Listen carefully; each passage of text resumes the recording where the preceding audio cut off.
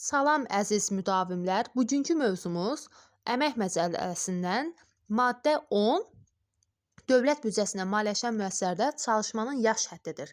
Bu hansı ki bütün belə deyim, istər laborant, istər kitabxanaçı, istər UBR, uşaq birliyi təşkilatı rəhbərinə, yəni hər kəsin bilməli olduğu bir qanundur. Hansı ki dövlət büdcəsindən maliyyələşən müəssisələrdə çalışmanın yaş həddi 65-dir. Bu nə deməkdir? Yəni dövlət büdcəsində dövlət işçisinin maksimum çalışa biləcəyi müddət 65 yaşına qədərdir. Və əlbəttə ki, bəzi istisna hallar vardır ki, bu müddət uzadıla bilər. Burada verilmişdir, necə ki, həmən bu işçi 65 yaşına çatmış işçi müvafiq dövlət orqanı tərəfindən, dövlət orqanı rəhbəri tərəfindən hər dəfə bir ildən çox olmayaraq uzadıla bilər. Necə ki, məsələn, belə izah edeyim də sizə, tutalım ki, laborantdır yaxud kitabxanaçıdır, 65 yaşına çatıb, dövlət məktəbində çalışır, işçinin razılığı ilə və işəgötürənin müvafiq dövlət orqanının rəhbəri tərəfindən, işəgötürən tərəfdən hər dəfə bir ildən çox olmayaraq müqavilə uzadıla bilər. Yəni 65 yaşında müqavilə müddəti bitdiyinə görə, çalışma yaş həddi tamam olduğuna görə müqaviləyə xitam verilir.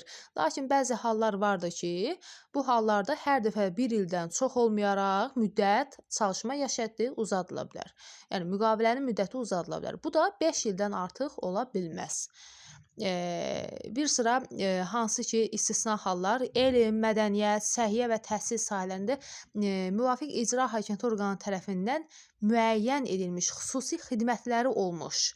Xüsusi xidmətləri olmuş yox, müvafiq icra hakimiyyəti orqanı tərəfindən müəyyən edilmiş. Yəni elə hər kəs desin ki, mənim xüsusi xidmətlərim olub, yox.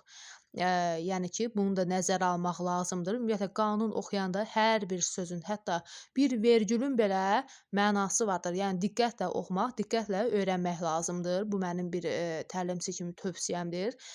Deməli, yəni həmin bu şəxslər müqavilə belə 65 yaşından artıq bu müddətdən artıq uzadıla bilər. Bu qanunun 10-1.2-ci maddəsində nəzərdə tutulmuş hallarda.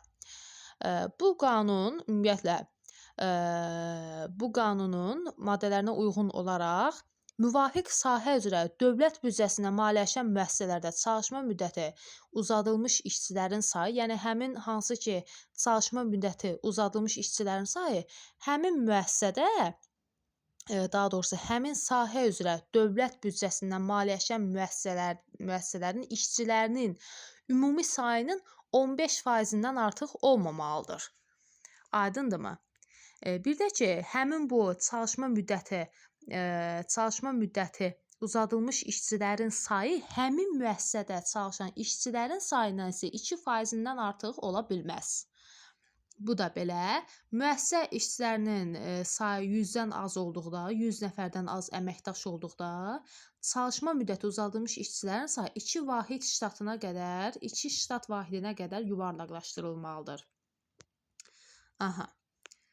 Dövlət büdcəsinə maliyyələşən müəssisədə çalışan işçilərin çalışma müddətinin uzadılmasına onların razılığı əsasında yol verir. Yəni, əlbəttə ki, əmək məcəlləsinə əsasən işəgötürən tərəfindən bu müqavilə imzalanır və əlbəttə ki, işçinin razılığı ilə, yəni hər iki tərəfin razılığı əsasında bu hal baş verməlidir. Kimə nə aydın olmazsa yazıb soruşa bilər.